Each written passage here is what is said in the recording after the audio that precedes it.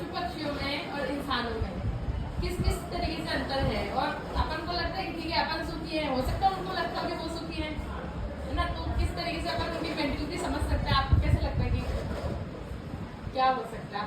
बताइए बस अंतर। पशु पक्षियों में संज्ञा है, मनुष्यों में भी संज्ञा है, लेकिन भेद है। पशु पक्षी बोल नहीं सकते और पशु पक्षी भोग योनि है, मनुष्य कर्म योनि है। मनुष्य कर्म बंधन त्याग करके अपना मोक्ष प्राप्त कर सकता है, पुनर्जन्म जब से मुक्त हो सकता है। जब से पशु पक्षियों को ये छूट नहीं है। पशु पक्षी तो जितनी उनको आयु दी उतनी भोग के उनको अगली योनि के लिए तैयार रहना पड़ता है। पशु पक्षी के लिए एक श्लोक है, आहार निद्रा भय मैथुनम से सामान्य में तत् पशु भी नराणाम ज्ञानम ही तेषाम अधिको विशेष ज्ञान है नहीं ना पशु भी समान।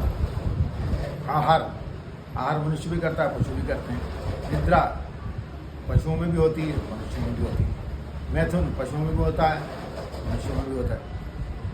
ये पशुओं में और मनुष्यों में समान है, लेकिन विशेषता क्या है मनुष्यों में? मनुष्यों में ज्ञान अधिक है। इस ज्ञान से जो हीन है मनुष्य, वो पशुओं के ही समान है। इसलिए ज्ञानी होना चाहिए मनुष्य को। ज्ञान का मतलब क्या है? मोक्षर धीर ज्ञान मन्यत्रम ज्ञान विज्ञानम शिल्प शास्त्र। जो मोक्ष विषयक ज्ञान है वही ज्ञान कहलाता है। बाकी शिल्प शास्त्र संबंधी जो ज्ञान है वो विज्ञान कहलाता है। तो जिसने आवागमन चक्र से मुक्त होने का उपाय कर लिया है वो ही वास्तविक में सच्चा ज्ञानी है। ये मनुष्य जीवन इसलिए मिला है कि अपन अपना कर्मबंधन काट करके आवागमन चक्र से मुक्त हो जाए।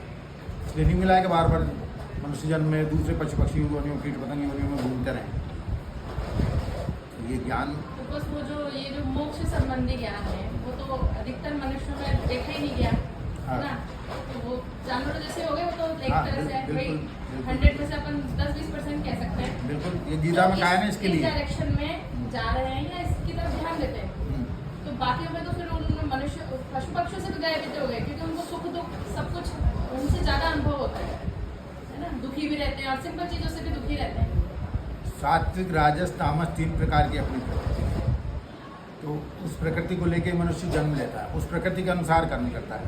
तो सात्विक ये जो प्रकृति है वो पिछले जन्म से निर्धारित रहती है। जन्म से निर्धारित रहती है, चेंज नहीं हो सकती। चेंज नहीं होती है। प्रकृति में यहाँ की भूतानी, हाँ गीता में कहा ना, प्रकृति में यहाँ की भूतानी निग्रह क्यों करी सकती। सभी मनुष्य प्रकृति को प्राप्त हो रहे हैं, इसमें किसी का हट आगे नहीं चलता है।